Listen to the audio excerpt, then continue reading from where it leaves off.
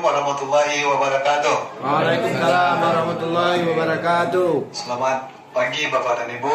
Apa kabar semua? Baik. Baik, alhamdulillah. Baik, Bapak dan Ibu, perkenalkan diri saya terlebih dahulu. Nama saya Rizkal. Saya adalah suatu anggota PKG dari Provinsi Kepri yang nantinya akan mendiseminasi suatu program rencana tindak lanjut PKG PJOK Kepri kepada Bapak dan Ibu semua. Jadi di sini kita akan menjabarkan tentang bagaimana cara kita untuk membuat suatu rencana tindak lanjut di sekolah.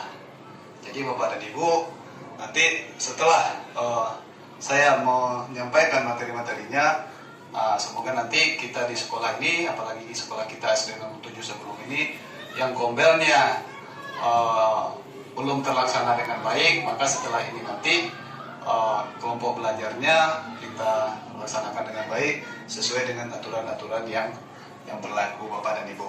Jadi di sini nanti ada sesi penyampaian dan juga ada sesi nanti sesi tanya jawab untuk bagaimana kita di sekolah ini membuat suatu gombel perencanaan rencana tindak lanjut dengan baik dan benar. Nanti lanjut next. Nah, baik Bapak Ibu semua, di sini sebelum kita melanjutkan rencana tindak lanjut kita, yang pertama kita harus buat dulu adalah latar belakangnya. Bagaimana latar belakang itu kita ambil di sini adalah olahraga permainan tradisional.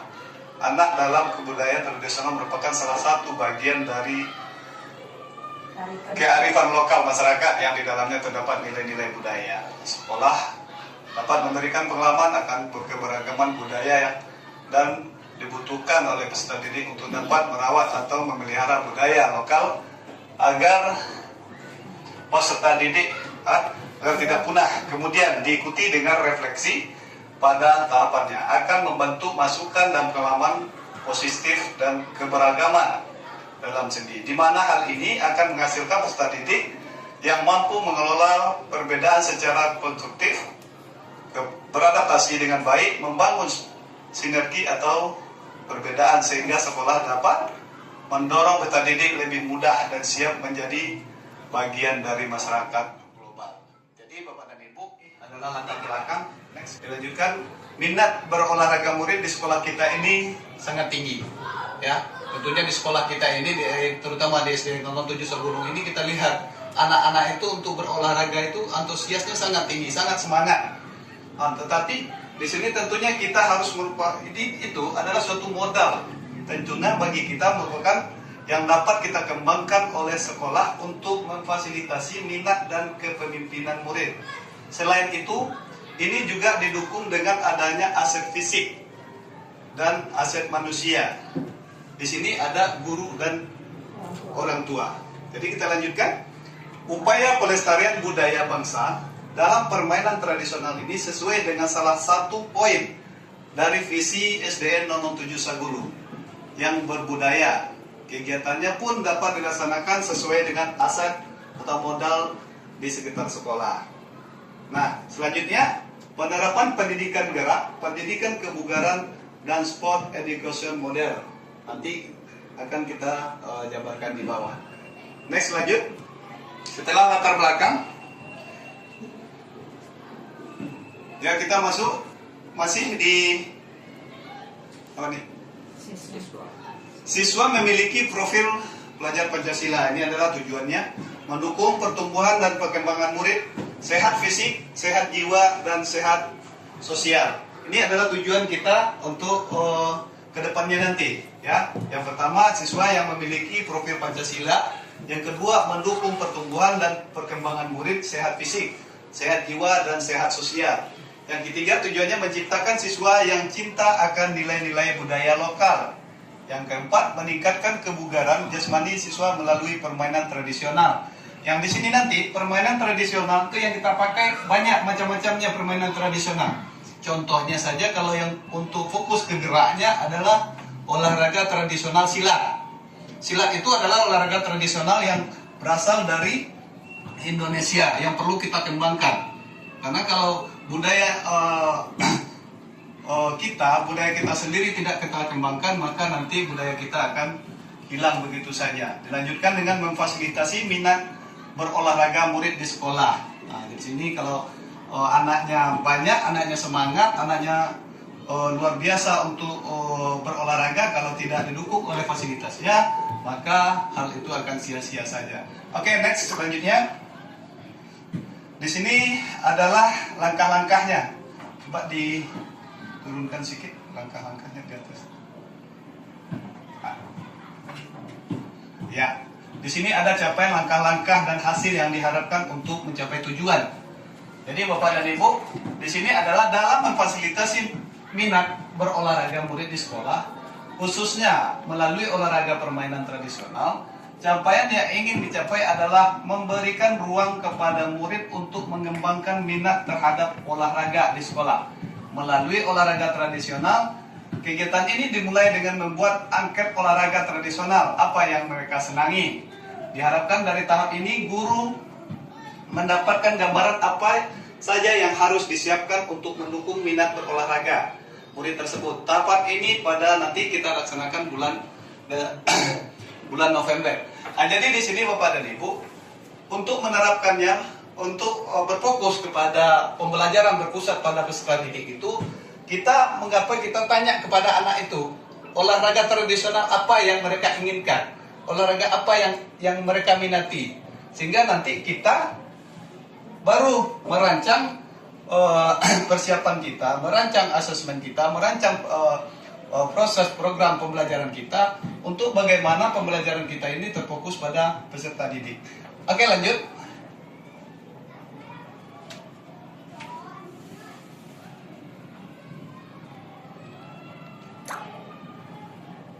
Ya, dalam membuat kegiatan aktivitas fisik warga sekolah melalui permainan dan olahraga tradisional untuk meningkatkan kebugarannya, kita tanya kepada murid tadi, ya. Kita tanya kepada peserta didik kita, apa yang paling mereka senangi, dan rata-rata menyenangi aktivitas. Contohnya itu di situ ada gobak sodor, itu termasuk permainan tradisional, ada congklak, ada hambek, dan ada juga silat dan cabang olahraga tradisional yang lainnya. Terus kita berikan kepada mereka, kemudian kita fasilitasi bagaimana mereka akan mengemas kegiatan tersebut. Seperti siapa yang bertugas menyiapkan peralatannya, memilih tempatnya, membariskan teman-temannya, yang jadi panitianya siapa dan jurinya siapa, atau wasitnya atau kepenilaiannya itu siapa. Jadi di sini Bapak dan Ibu, pembelajaran khususnya berpusat kepada peserta didik itu dalam suatu olahraga pun, dalam suatu pertandingan pun, itu anak-anak semuanya yang berfungsi. Nanti mereka yang menentukan olahraganya apa, menilainya siapa, dan mereka juga yang menjadi membuat jurinya jadi wasitnya. Dan ini mereka juga yang menilai nanti teman-temannya. Nah, seperti itu. Jadi olahraga yang kita terapkan sekarang memang betul-betul berpusat pada peserta didik gitu. Oke, nah lanjut. Masih tetap di langkah-langkah dan hasil yang diharapkan untuk tiap tujuan. Tentunya guru tetap sesekali memberikan pengawasan dan pendampingan kepada murid, ya. Tetap kita dampingi. Jadi seorang guru itu tidak sudah seolah-olah kita merasa bahwasanya pembelajaran ini berpusat pada peserta didik. Yaudah, ini kalian bermain aja.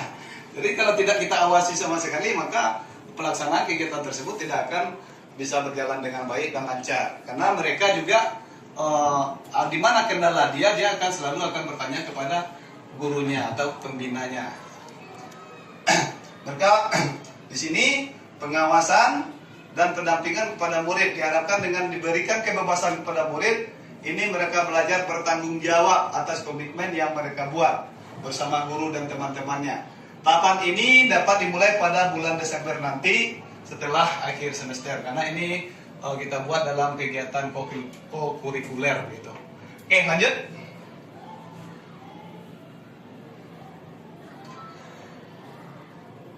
Langkah-langkah dan hasil yang diharapkan untuk tiap tujuan, mendukung pertumbuhan dan perkembangan murid, serta penerapan budaya positif, gemar berolahraga, dan mengenal kearifan lokal di sekolah. Capaian yang ingin dicapai adalah proses pertumbuhan dan perkembangan murid menjadi optimal serta memahami nilai-nilai budaya. Di sini kita harapkan sehat fisik, yaitu badan yang sehat dan bugar. Sehat sosial, mampu menjalin hubungan baik dengan orang lain. Sehat jiwa, merasa senang dan bahagia menerima kekurangan atau kelebihan diri sendiri dan menerima atau kekurangan atau kelebihan daripada teman. Oke, next lanjut. Karakter building profil pelajar Pancasila. Kegiatan ini dilaksanakan pada semua aktivitas olahraga yang murid pilih. Karena secara tidak langsung mereka akan dihadapkan pada interaksi sosial baik dengan teman, guru maupun masyarakat. Khusus utamanya adalah menanamkan nilai-nilai profil pelajar Pancasila, sehingga diharapkan dengan program kegiatan olahraga tersebut, murid-murid berkolaborasi secara rutin mengamalkan nilai-nilai profil pelajar Pancasila yang nantinya membentuk budi pekerti murid tersebut. Ya, di sini struktur dan mitra dalam komunitas belajar. Nah, di sini Bapak dan Ibu, di sini kita hanya jelaskan sedikit. Program kegiatan yang dibuat merupakan sebuah program kegiatan kokurikuler di sekolah, seperti tadi yang sudah saya sampaikan. Kegiatan ini dilaksanakan oleh kelas 5 dan kelas 6. Jadi kegiatan yang seperti ini, yang berpusat pada peserta didik ini, yang olahraganya dilimpahkan kepada anak-anak itu, ya kita di SD mungkin yang bisa kita ajarkan dari kelas 5 dan kelas 6. Nggak mungkin kepada anak kelas 1. Kalau kelas 1 dan kelas 2 ya mereka aja hanya fokus untuk bergerak saja. Kalau udah bergerak udah senang hatinya.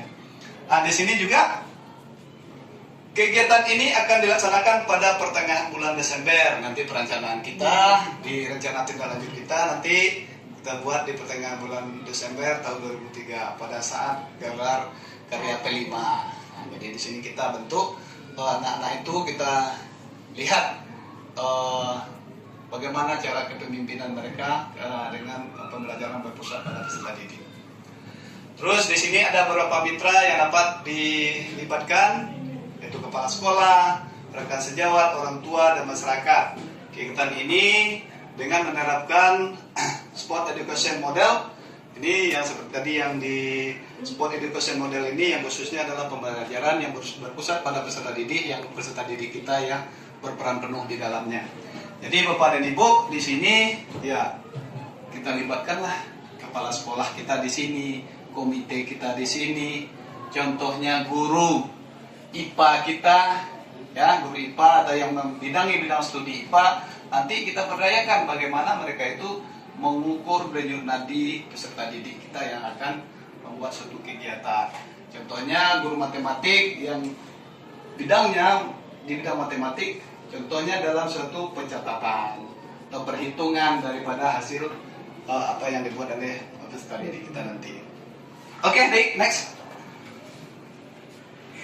Oke, pernyataan tentang kapasitas yang dimiliki kelas atau sekolah. Tentunya kegiatan RTL kita ini, rencana tindak lanjut kita ini tidak terlepas daripada kapasitas yang dimiliki oleh sekolah. Tentunya di sini bernuansa kepada aset. Asetnya yang pertama modal manusia. Modal manusianya terutama ya kepala sekolah kita sudah ada, guru, orang tua murid, dan masyarakat. Tentunya di sekolah kita ini gurunya sudah guru PJOK, sudah sarjana olahraga, dan juga gurunya yang lain sudah mengampu di bidangnya masing-masing. Terus orang tua, kita lihat juga di sekolah kita peran penuh orang tua terhadap sekolah kita ini tentang perhatian ke sekolah juga sudah luar biasa, sudah memadai, dan masyarakat. Di sini ada modal fisik. Nah, di sini modal fisik kita sudah, lapangan kita sudah ada, sudah. Ya, walaupun tidak mencukupi, tapi lapangan kita sudah ada, bisa kita gunakan. Modal sosialnya koordinasi dengan masyarakat. Ya, kita selalu setiap mengadakan suatu kegiatan kita selalu berkoordinasi dengan masyarakat. Modal lingkungan, udara yang bersih, perkebunan kita ada di keliling, lapangan ada, alhamdulillah. Terus di sini modal finansial. Nah, itu seluruh anggaran-anggaran dan biaya yang dikeluarkan dalam pelaksanaan ini ya ditanggung oleh modal finansialnya, modal bosnya. Bisa jadi juga kegiatan kita ini nanti kita rancang dan berkoordinasi dengan para anggota dewan atau lingkungan yang orang tua murid yang mampu dan bekerja sama dengan kita untuk sama-sama mensukseskan rencana kita di sekolah. Oke, lanjut. Di sini ada evaluasi secara menyeluruh dilaksanakan pada akhir kegiatan. Apa yang sudah baik dan apa yang harus kita tingkatkan melihat dari umpan balik murid dan orang tua murid berupa kuesioner dan atau secara langsung secara wawancara.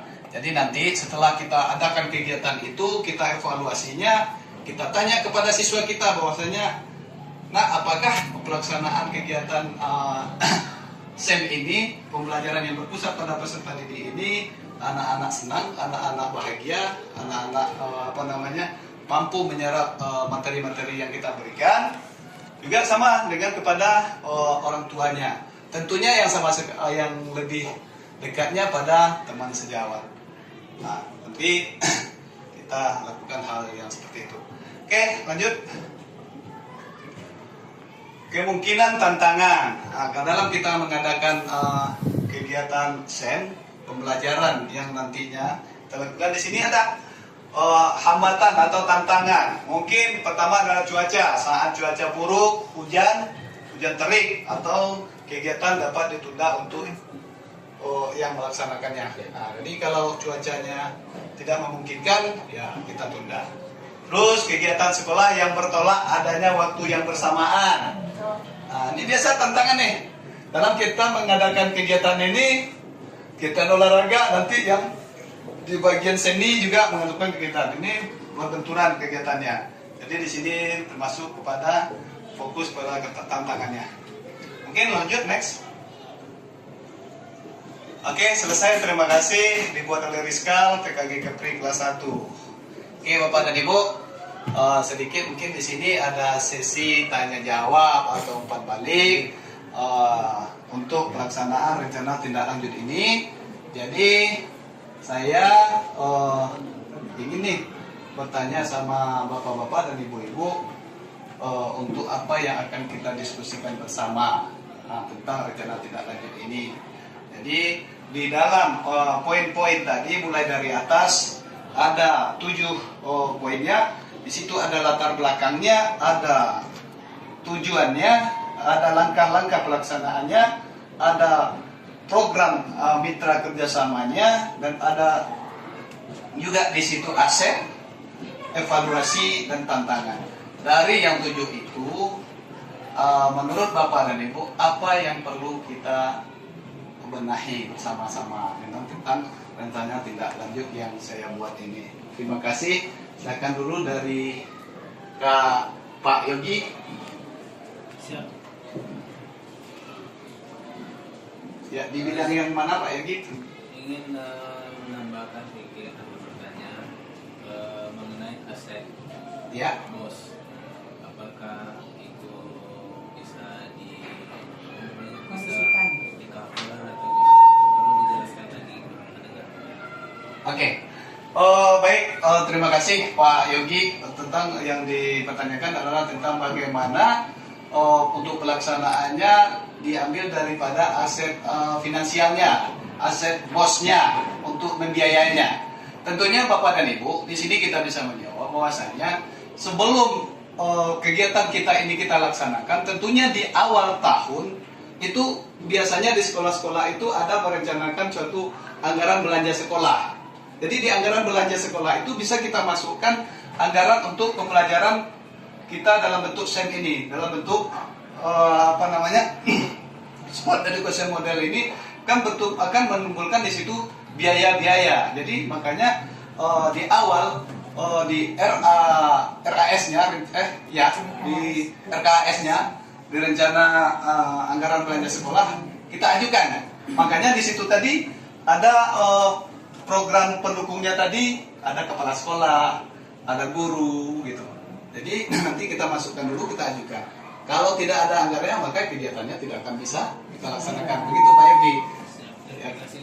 Oke, ada lagi? Apa itu untuk kelas 1? Pak Ali ada? Pas? Bu Suas? Ya. Oke, mungkin itu saja tentang rencana tindak lanjut yang saya buat kepada Bapak dan Ibu. Maka di sini mungkin masih banyak yang perlu kita benahi. Nanti seiring sebelum pencapaian waktunya kita evaluasi kembali. Ya, kalau sudah kita evaluasi, kita pas, baru nanti kita lakukan. Oke, mungkin itu saja Bapak dan Ibu. Terima kasih untuk kegiatannya pada pagi hari ini. Saya akhiri dengan mengucapkan wabillahi taufiq wal hidayah. Wassalamualaikum warahmatullahi wabarakatuh. Waalaikumsalam warahmatullahi wabarakatuh.